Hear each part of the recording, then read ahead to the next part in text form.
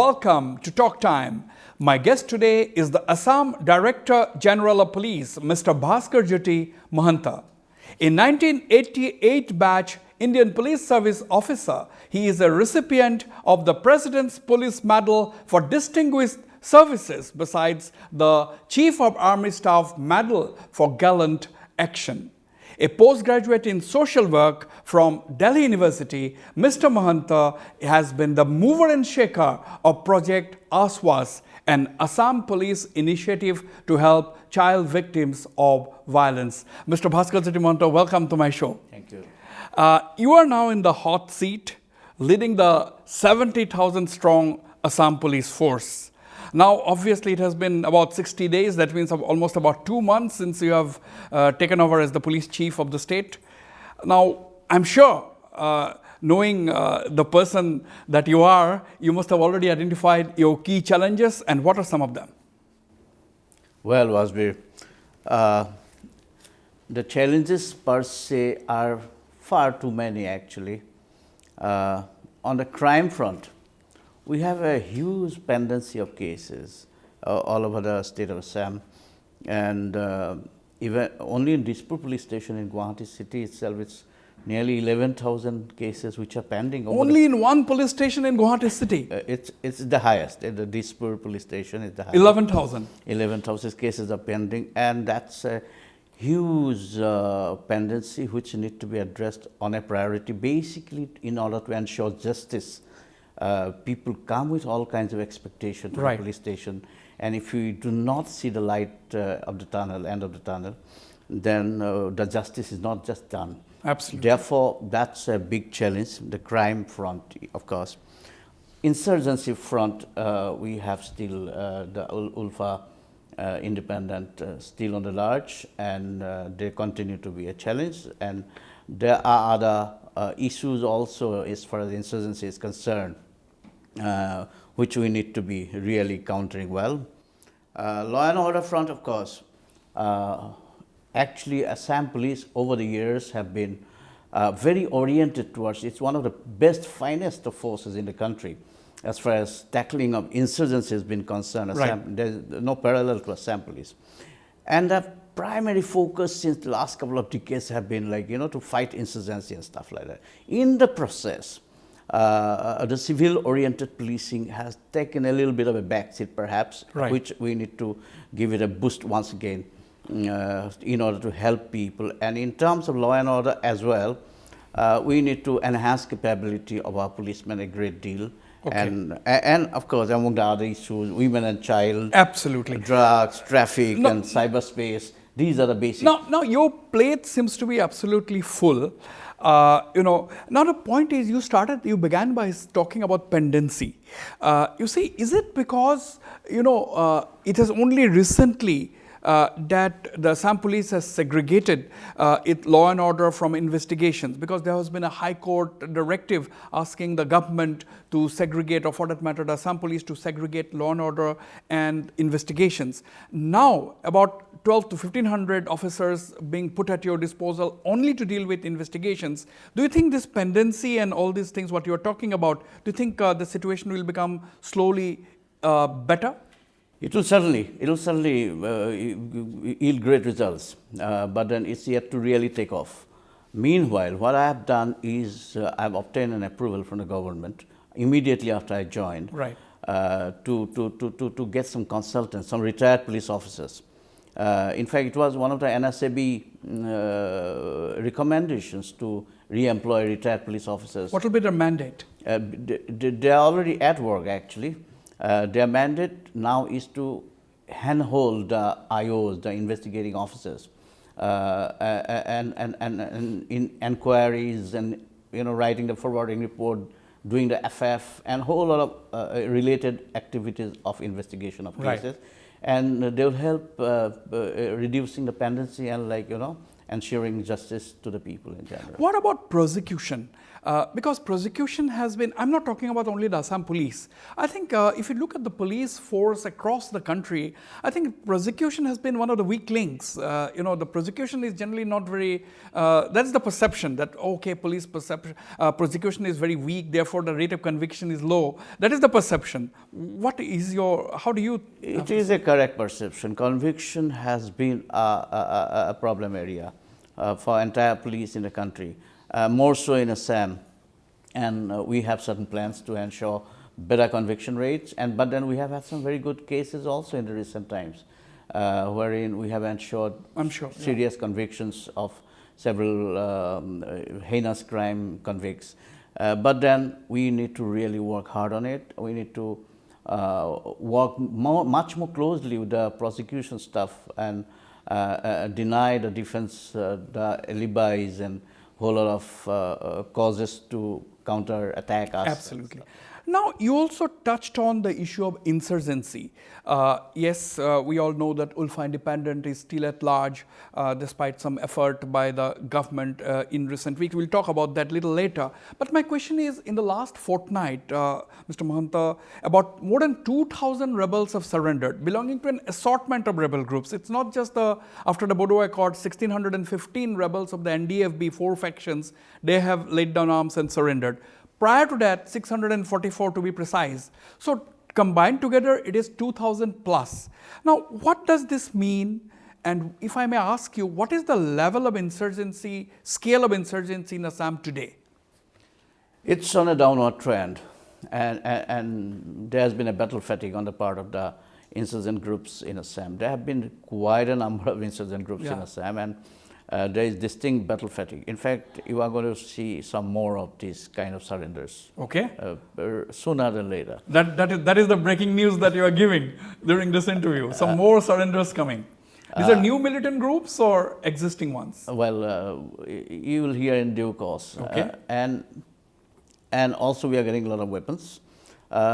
Basically, the insurgency scenario in Assam is on the wane for quite some time now, and it's reaching a position wherein we can heave a sigh of relief, and we focus really on issues like entrepreneurship, development, and stuff like that.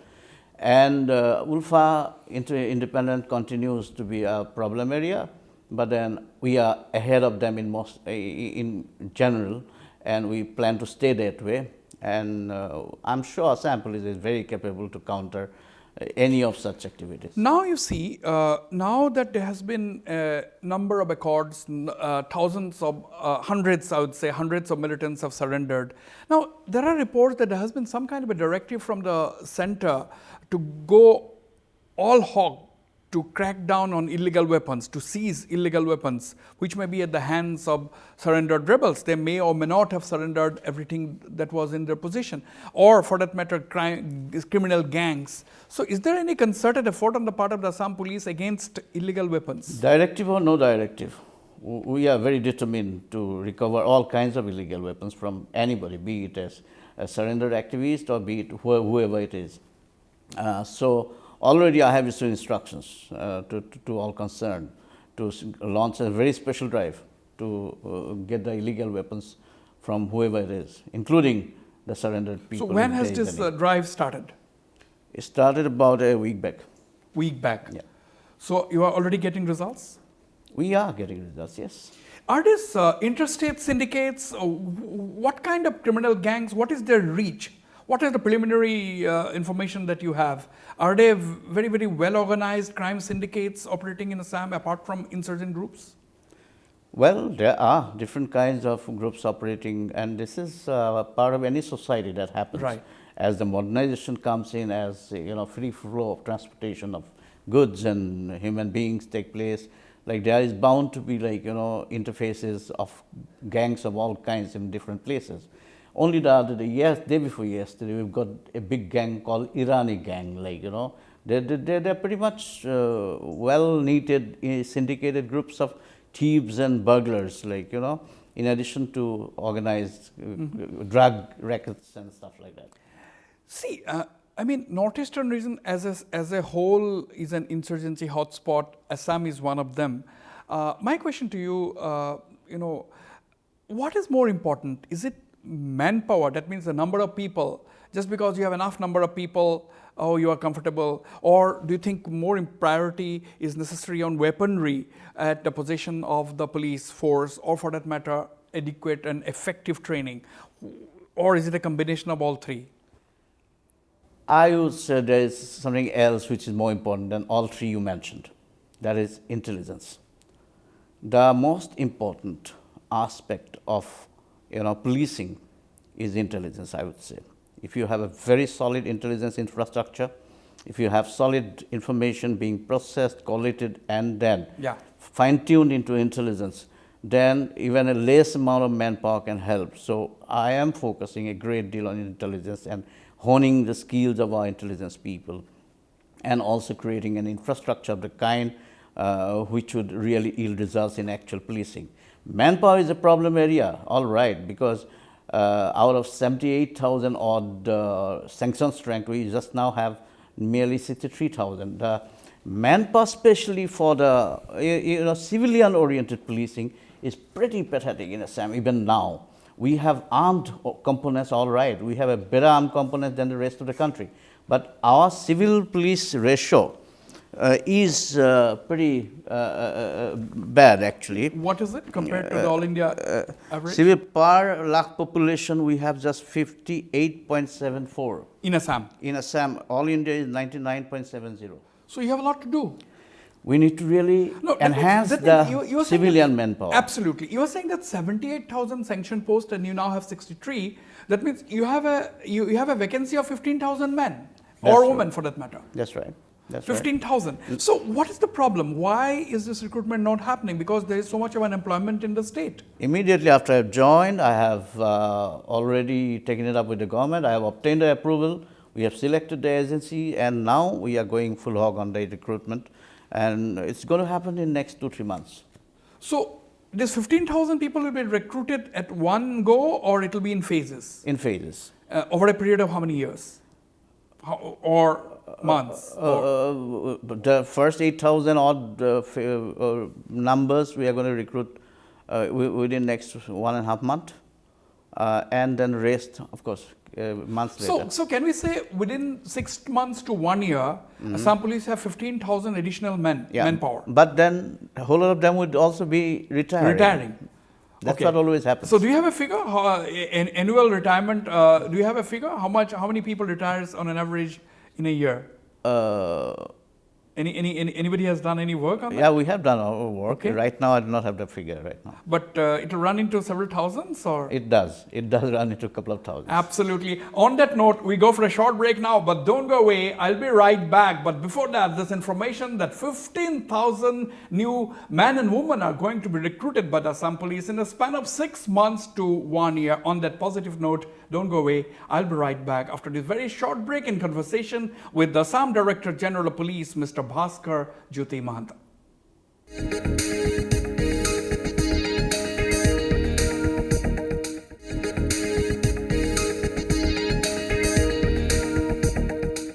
Welcome back. I am in conversation with Mr. Bhaskar Jyoti Mahanta, the Director General of the Assam Police.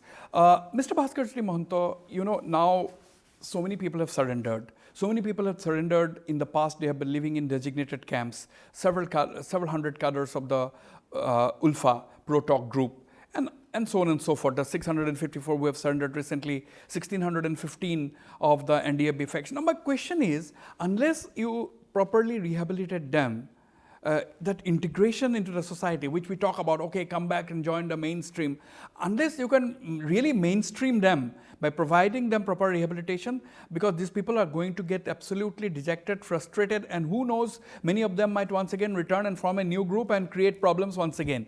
So, do you have a specific plan? How do you plan to rehabilitate these guys?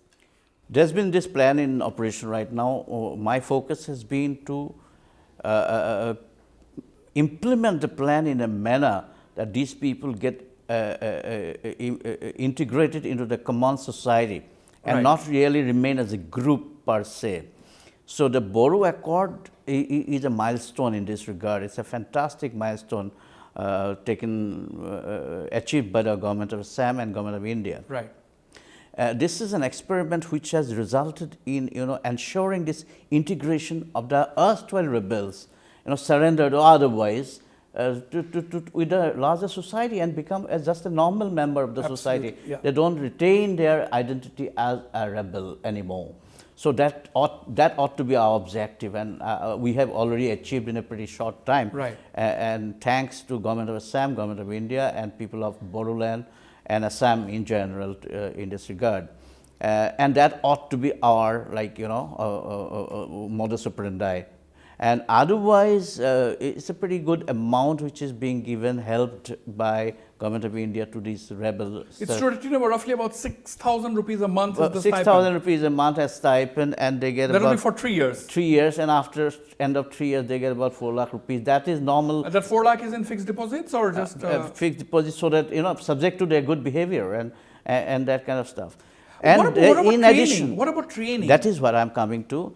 There is this scheme called Swabalamban, which is Swabalamban, yeah, okay. Honorable Chief Minister of Assam has really given a big push to this concept of Swabalamban, which is now being operated. More than 1,100 boys and girls have already received the help out of it. These are all former rebels? These are all 1,100 former you were rebels. talking about? Absolutely, all are former rebels, and now they are being handheld. They are being given a stipend once again, Okay. and also a one-time grant of 1 lakh of rupees, 50,000 of which is being given by the government. Okay. And then they are handheld to, be standing on their own feet by way of, piggery, by way of duckery, like So those are goatery, and a lot of activities. Now, when we're talking about rehabilitation, one thing, it's come to my mind, I need to ask that, is that on and off, the Assam police, in collaboration with their counterparts across the nation, have been on and off busting modules of jihadi terrorists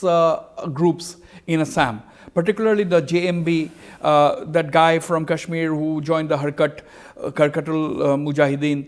All these things, what is the reality? Is it a cause for worry, the jihadi terror in Assam? Because we share a 262-kilometer, almost porous border with Bangladesh, despite the fence. Basically, I was at Suvarna Police, Guwahati city. That's when we have busted Harkatul Mujahideen. Those days we caught those dreaded characters who had come basically with a very focused resolve to ensure jihadi terror in Assam way back in 2000, and they were busted good and proper.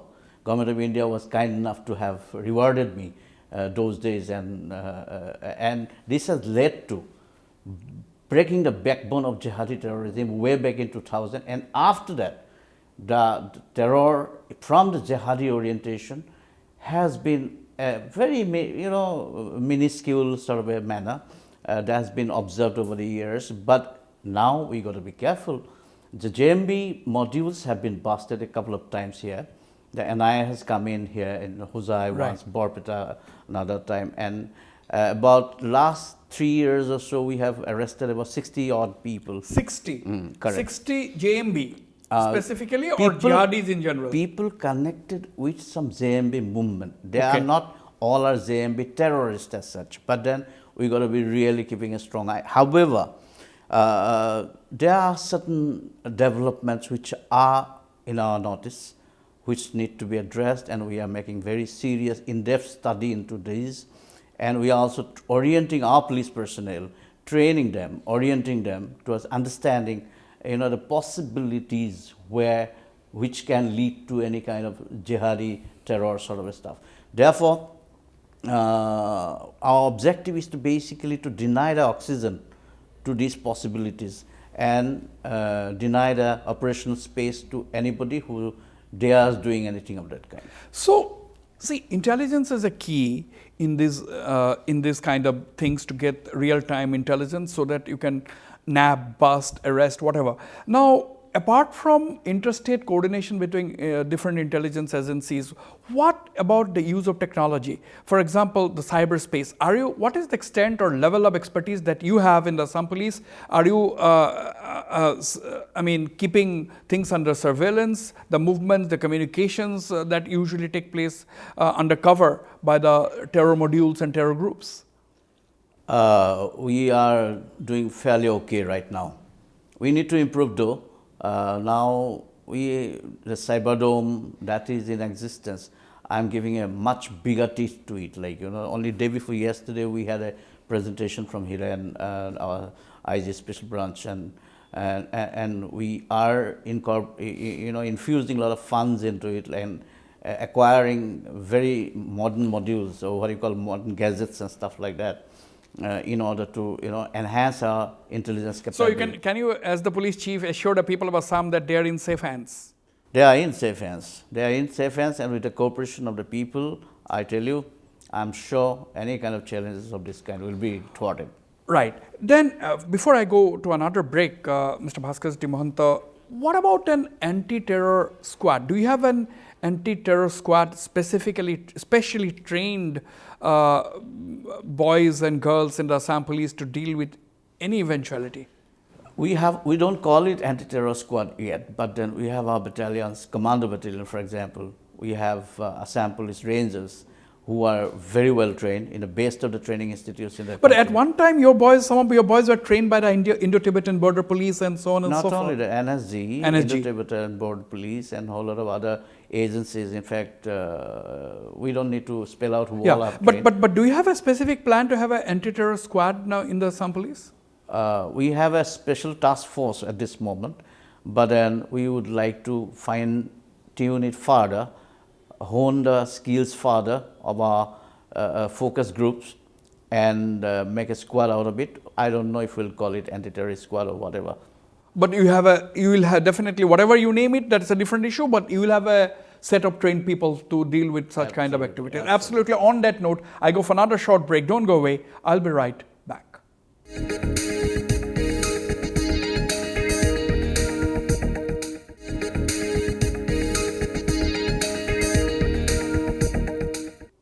Welcome back. I'm still in conversation with Mr. Bhaskar Jyoti Mahanta, the Director General of the Assam Police. You know, constabulary is always the backbone of any police force, and Assam Police is no exception. Now, you have a strength of, at the moment, 63 or 65,000 people in the Assam Police, and I'm sure the major chunk of them comprises the constabulary. The question being asked is that, why is the Assam Police for so long not been able to provide adequate facilities, accommodation to the constabulary? Why are they all most of the time stagnant? What is their promotional scope? Because everybody desires some kind of motivation in life. And when they are fighting the battle on behalf of the government, on behalf of the people, their families are in rented accommodation, absolutely exposed to the forces of nature. Do you even accept that, first of all? It's not as bad as that maybe, but then yes, our satisfaction level as far as the accommodation part is concerned is so pathetic. Lower subordinates satisfaction level is 22.7%. And 16.5%. Let me tell you that I'm very happy to know that you have done a study. That means you are already aware of their problems. Yes, I am aware. That is why you were able to tell me the percentage. I tell you, this compares pretty badly to the All India average. It's much better in All India. So this is one of your key challenges, I'm sure. Yeah, we need to, and I'm glad to tell you that I've reviewed the new construction that is going to be taking place. I've already had 2 executive council meetings of our Moitri, so that the accommodation for our constabulary can be given a fillip, and I have sanctioned several barracks and stuff like that. Already a construction has begun. A transit camp for 1,400 police personnel. You have a whole lot of duties taking place in Guwahati city all the time. Right. And whole lot of personnel come. We are not too sure where they are staying overnight and stuff like that. So their motivation level is pretty low. Therefore, I am making a massive constructions around in Gorolia, Khanapara. And for 1,400 people, they can stay in proper transit accommodation. And in addition, also, we have 1,000 Arakhi Awaz Yojana we are starting very soon. So this will be spread out across the state? This will be spread out across the state, Arakhi Awaz Yojana, for 1,000 quarters we are making. And we have already done plan and estimation of 200 pre-engineered, Prefabricated. prefab as well as pre-engineered barracks, 200 of them across the state, and also for the sub-inspectors and other personnel who face a lot of problems. They come for duty, they come for training. Right. And I'm making another big one here. This is an indication. This is an indication, Bhaskar, that you are getting support from the Assam government to carry out some of these ideas. Honorable Chief Minister is very, very sympathetic towards the cause of the police, and he has also guided me in this regard to be going full hog. You can see the modern police stations which are happening. Tomorrow I am going, Honorable Chief Minister is inaugurating the Margarita police station. We have about 19 of them absolutely modern police stations ready, to which common citizens would be only too glad to come to, and it's a really friend's place. Like, it's not going to be one of those old police stations. Now, talking about facilities to the police, talking about the backbone of the Assam police. Now, you see, any number of people you may have in the police force, but at the end of the day, you are a people's police. The people are not your enemies. Now, my question, what I'm coming to actually is the police public relations. You see, what we have been noticing, I'm sure you are going to agree, because you are a police officer with a difference, if I may say so. Thing is that, whenever there is an officer who is proactive, there will be very good police public relations. Whenever that officer is transferred out, his successor may or may not be so people friendly.